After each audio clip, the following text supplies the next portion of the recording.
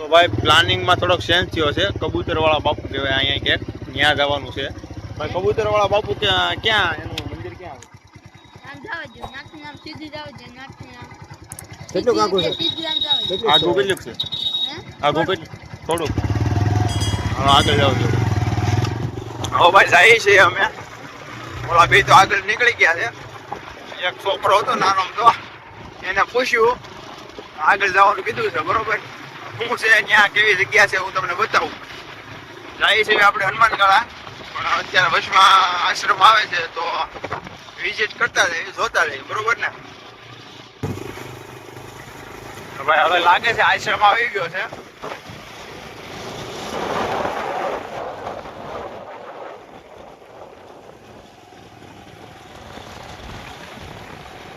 તો ભાઈ પહેલા તમને વિડીયોમાં કીધું એ પ્રમાણે સરખી ખોડિયાર ધામ, કબૂતરવાળા બાપુ, ગીર વડલી, એ જગ્યાએ આશ્રમ આવેલો છે.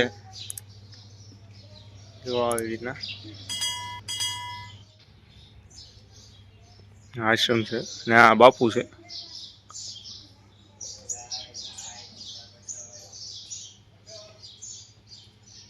સરની ખોડિયારમાં,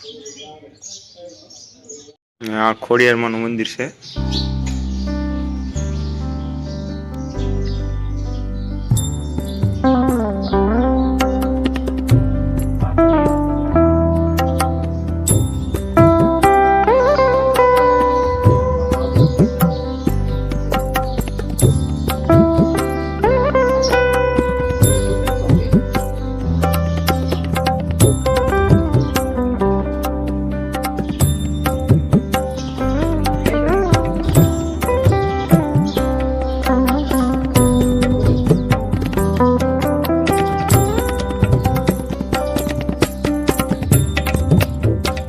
આવી રીતના કાંઈક આશ્રમ છે.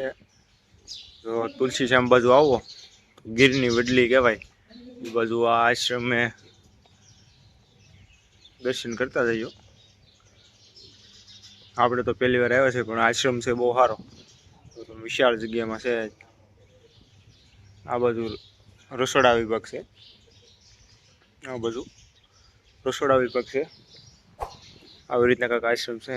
રસ્તામાં આવતું હતું તો ભાઈ મેં કીધું હાલો આપણે દર્શન કરતા જઈએ. સરની ખોડિયારમાંનું મંદિર છે અહીંયા. સરની ખોડિયારમાં કહેવાય, ગીર વડલી આવી રીતના છે. અને અહીંયા પણ એવું મંદિર છે. આવી રીતના કાંઈક છે અહીંયા. તો ખોડિયારમાં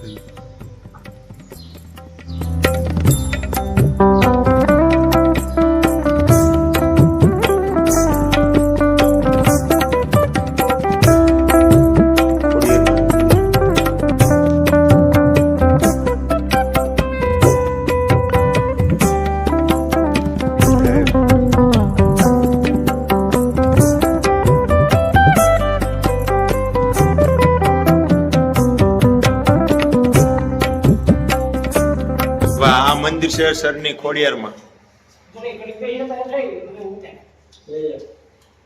આવી રીતના કાંઈક મંદિર છે માતાજીનું.